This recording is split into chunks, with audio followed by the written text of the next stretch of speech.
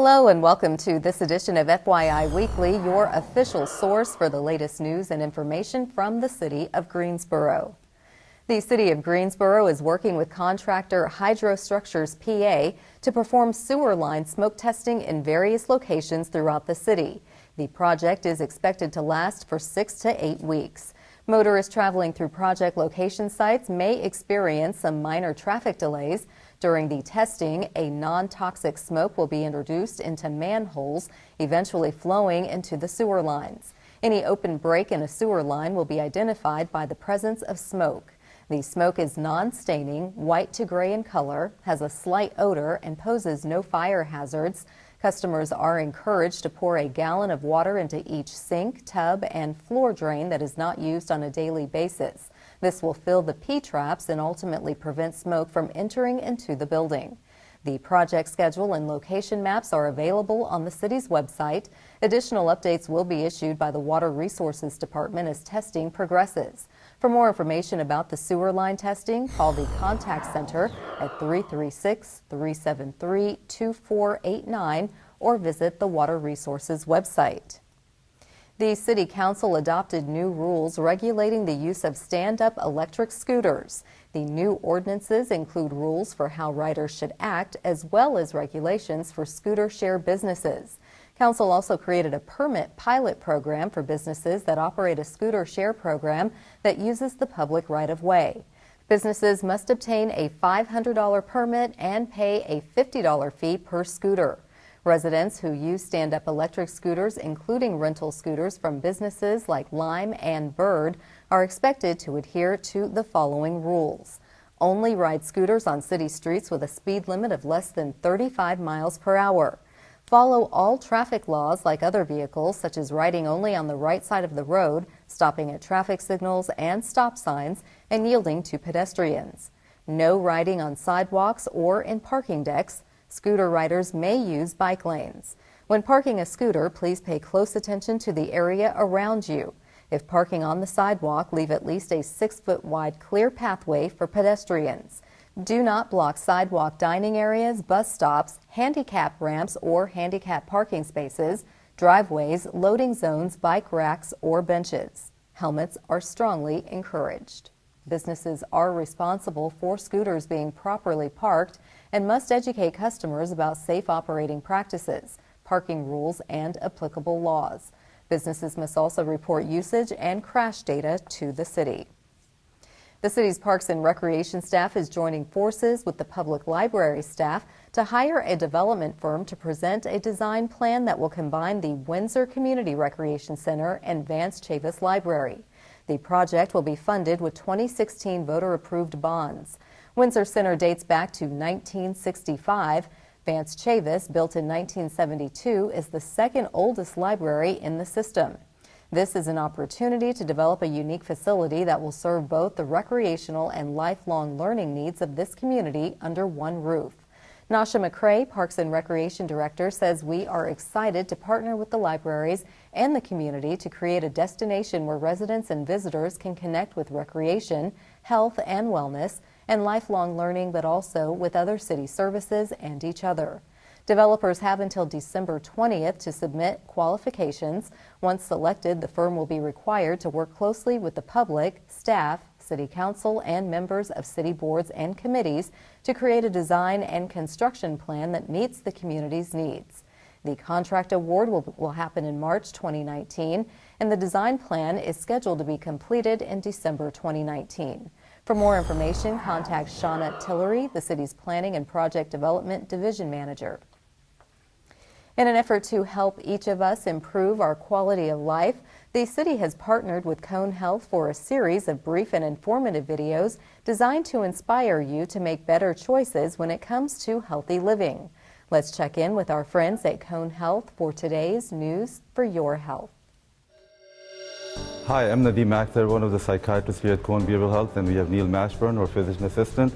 We're going to talk about an important topic. As we know, the winter is coming, days are getting shorter, there's going to be decreased sunlight.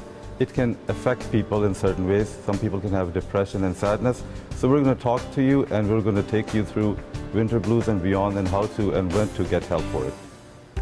Now we're going to talk about how to recognize the winter blues or holiday blues. Some of the common things are people may start feeling sad or unhappy for no reason. Some people may actually start overeating and they're spending more time in the kitchen. Some people may sleep less, some people may sleep more. Although the nights are already longer, but they go to bed early, they wake up late. Some people may start complaining of headaches, irritability, having more arguments with the family members. Some people may start not wanting to go to the gym or cut down on their outdoor activities. People may feel tired and unmotivated, exhausted. Some people may start indulgence in more alcohol and drugs and feel more worryful and start having more anxiety symptoms. Here's some tips for coping with the holidays. Number 1, set realistic expectations. Make a schedule and stick to it. And in that schedule, be sure to put plenty of downtime for yourself so you can relax and enjoy the holidays. Also, be sure to get plenty of rest, continue to exercise, and try to eat healthy. Take a break from social media. Spend time with your family. Engage. Turn off that computer, shut off that cell phone, and be involved with the family.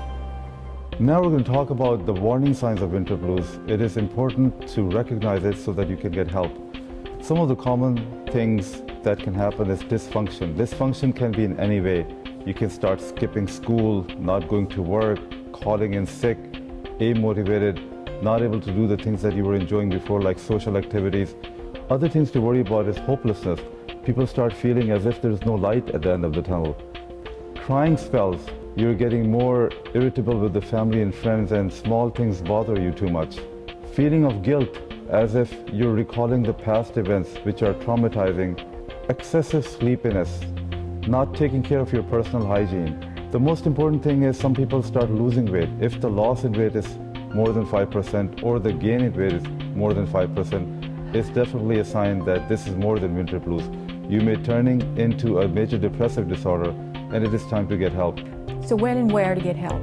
Again, if you have feelings of hopelessness, anxiety, and depression that seem particularly intense and don't go away, or if you're having suicidal ideation or a family history of depression or mental illness, you can always talk to your family doctor, or you can call Cone Behavioral Health, Kernersville Med Center. We're here. Thanks for joining us. We hope we've been able to provide you with some helpful information. If you or someone you care about is experiencing depression or the holiday blues, help is available. For more information, go to conehealth.com/behavioral health. The city receives high marks from the Center for Digital Government. Find out what the agency says about the city's Information Technology Department. We'll have that story and more news coming up after the break. Stay with us.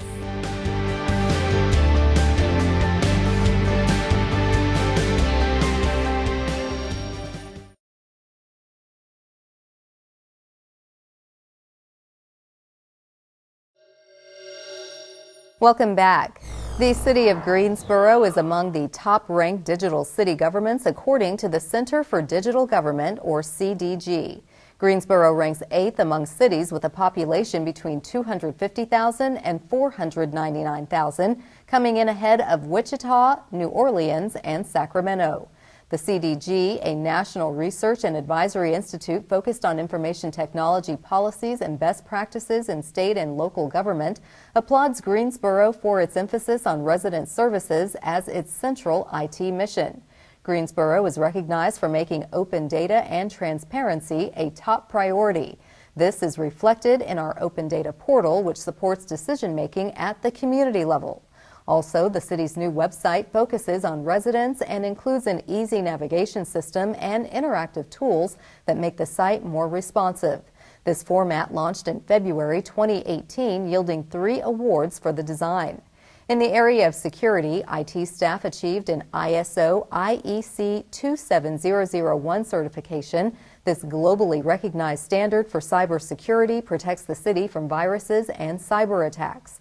Greensboro is one of only a few in the world to achieve this prestigious cybersecurity certification. This marks the 4th Digital City Survey Award for the city of Greensboro. The Parks and Recreation Department celebrated local athlete and longtime sports advocate Ken Free Sr. during a groundbreaking for a new outdoor basketball court at Barber Park. Once complete, the new court and the existing indoor courts at the George Simpkins Indoor Sports Pavilion at Barber Park will be named in honor of Free. Mr. Free received a bronze plaque with his name and biography, which will be installed at the outdoor court. The former Greensboro Parks and Recreation Commissioner and Windsor Recreation Center Director is a trailblazing African-American athlete. Mr. Free played professional baseball prior to his career in recreation and athletics administration. In 1978, he became the first commissioner of the Mid-Eastern Athletic Conference, MEAC, where he helped build exposure for athletes at historically black colleges and universities. In 1987, Mr. Free was named to the NCAA Division I Men's Basketball Selection Committee, becoming the first African-American appointed to that group.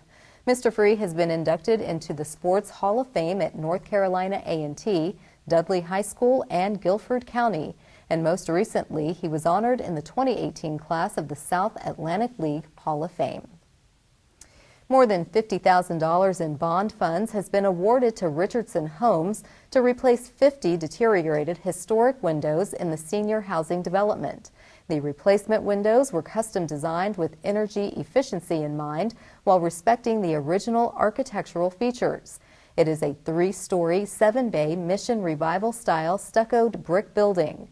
The property is managed by Beacon Management, and the owners plan to substantially rehabilitate the site by 2020. Formerly known as L. Richardson Memorial Hospital, the original section was built in 1927 and was Greensboro's first modern hospital for African Americans. It was added to the National Register of Historic Places in 1992. You can drive by and admire the new windows. The senior housing development is located at 603 South Benbow Road and consists of units with 1 and 2 bedrooms. In an effort to spotlight and celebrate local artists, business owners, community builders, and essentially the next generation of leaders, the city is proud to partner with Action Greensboro to introduce our Made in Greensboro series. This day, we place the spotlight on pop culture paper artist Felix Semper.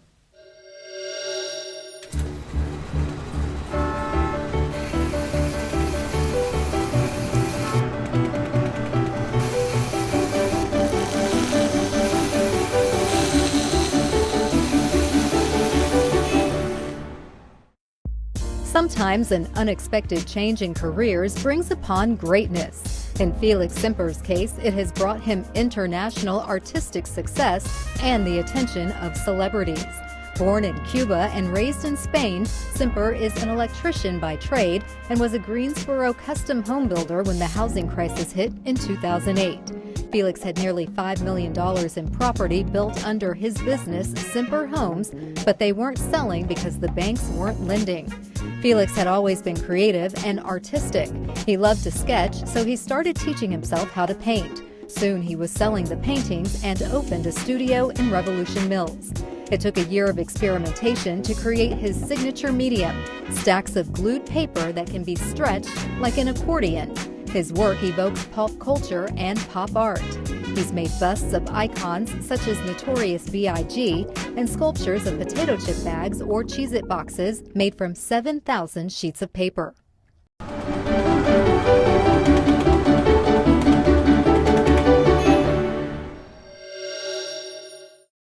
To learn more about Made in Greensboro or to see more images taken by photographers Jerry Walford and Scott Mothersbaugh, visit the Action Greensboro website at madeingso.com. Artists from across the city have a new platform to share their passion for the arts. Coming up after the break, we'll tell you about the podcast that's painting a positive picture of arts in Greensboro. Stay with us.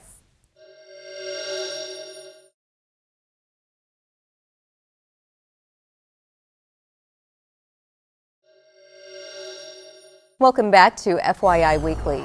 Greensboro prides itself in being a culturally diverse community, and the city has also earned the reputation for being a haven for a variety of talented artists. Joining me now to tell us about a talk show designed to give local artists their own forum is Josh Sherrick. He is the city's arts and events superintendent. Hello, Josh. Welcome to the show. Thanks, Carla. Thanks for having me. I'm really excited to be here. I'm excited for you to be here.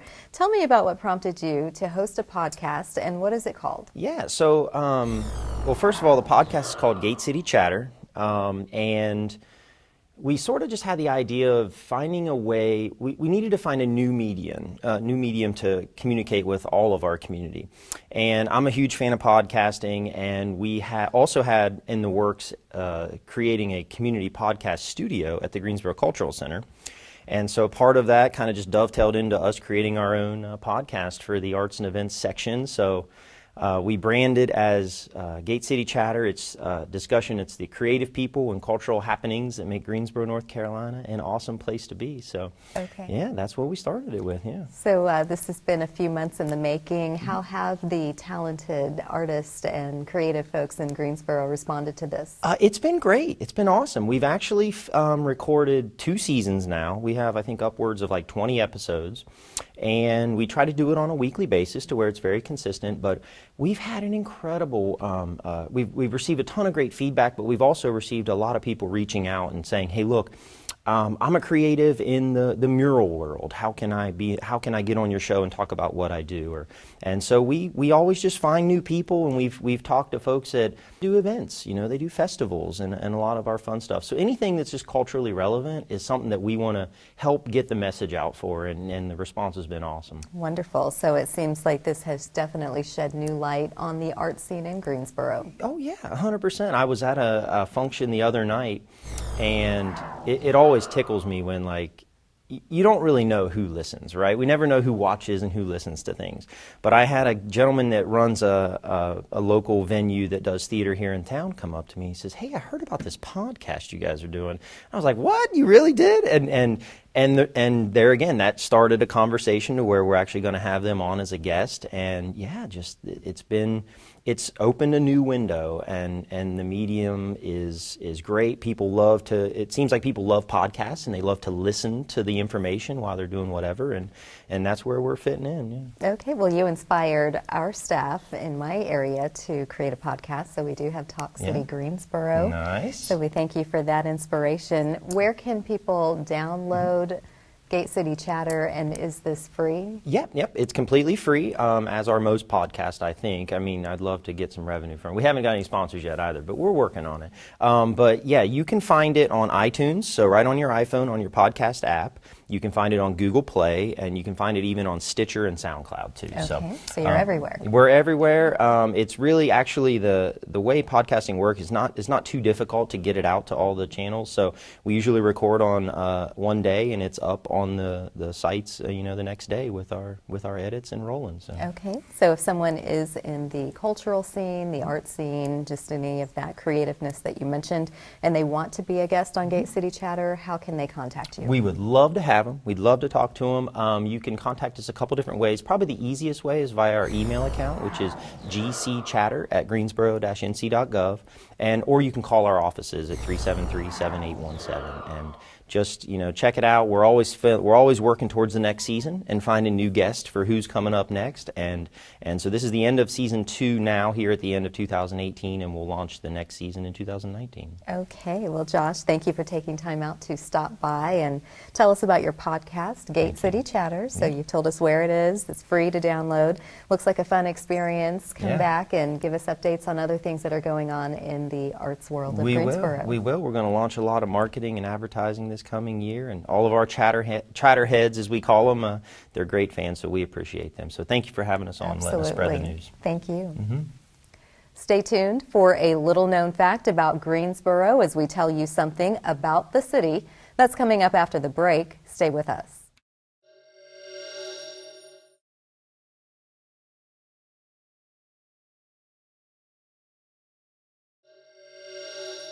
Welcome back.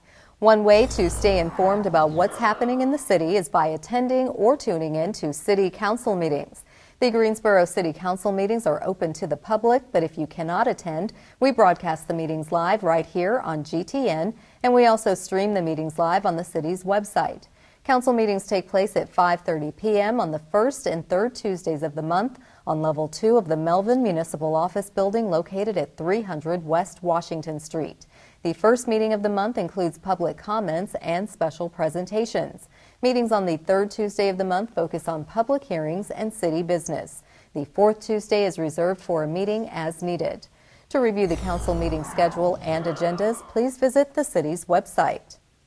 Here's an opportunity to learn a little something about the city. The Greensboro Police Department is accepting applications for its 2019 Police Citizens Academy until Friday, December 7th. This program is ideal for anyone who wants to make a difference in the community. Designed to be hands-on and interactive, the Academy's 13 sessions include demonstrations, practical exercises, and ample time for questions and answers. GPD employees will cover topics including problem-oriented policing, constitutional law, forensic services, special teams, and patrol operations. Participants will also ride along with GPD officers, undergo the challenge of a simulated field encounter using the firearms training system, and learn about police defensive tactics. Chief Wayne Scott says the Greensboro Police Citizens Academy is just the start of our relationship with the residents who participate in the program. We want our graduates to take what they've learned to improve the quality of life in their neighborhoods. The Greensboro Police Citizens Academy meets every Thursday beginning on February 7th, 2019. There will be a graduation ceremony on May 9th, 2019. Greensboro residents who are at least 18 years old are eligible to apply. Coming up after the break, we'll showcase our department spotlight, but first, prepare to mark your calendar for all the great events happening this week on the town.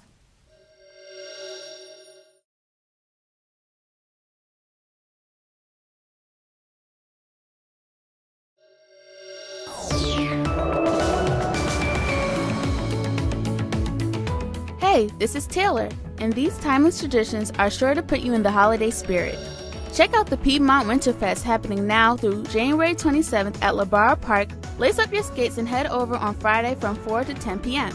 There's also an ice slide for lots of family fun. For more details on Winterfest, including schedule and specials, head over to PiedmontWinterfest.com. One of the most iconic holiday productions, The Nutcracker, will be performed by the Greensboro Ballet on Saturday and Sunday at the Carolina Theater. Swirling snowflakes, giant mice, dolls that come to life, and sweets from around the world are just some of the characters you'll experience as you join Claire on her magical adventure. Celebrate the holiday season with your family and friends at this beloved ballet. As an added treat, you can have tea with Claire on Saturday starting at 1:45 p.m. This event sold out last season, so be sure to purchase your tickets early online at carolinatheater.com.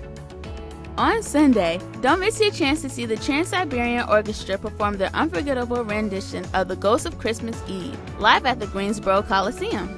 There will be 2 performances at 3 p.m. and 7:30 p.m. on Sunday. With more than 10 million albums sold, the Trans-Siberian Orchestra has inspired generations of fans to rediscover the multi-dimensional art form of the rock opera.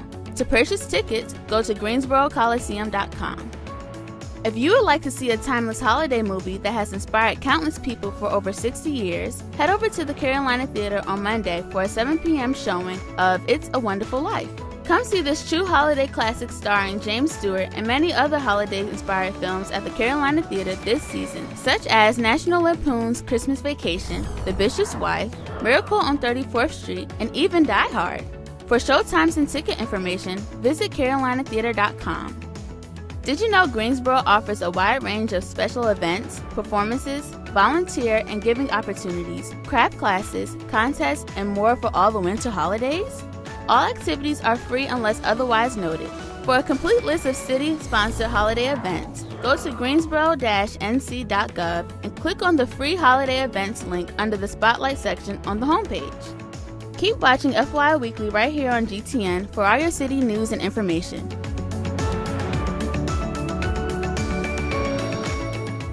Welcome back. The City of Greensboro has 23 departments and several divisions committed to serving you, our residents and visitors. Let's go behind the scenes in our department spotlight. Today we place the spotlight on the Greensboro Police Department.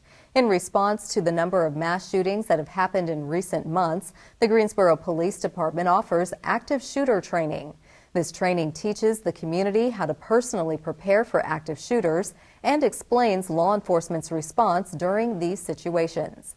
The interactive sessions are held at Greensboro Police Headquarters located downtown at 100 East Police Plaza. The classes are free, but participants need to register in advance.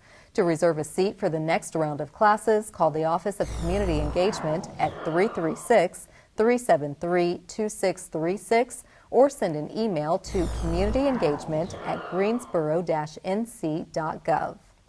Straight ahead on the other side of the break is this week's Way to Go GSO shout out. Stay with us.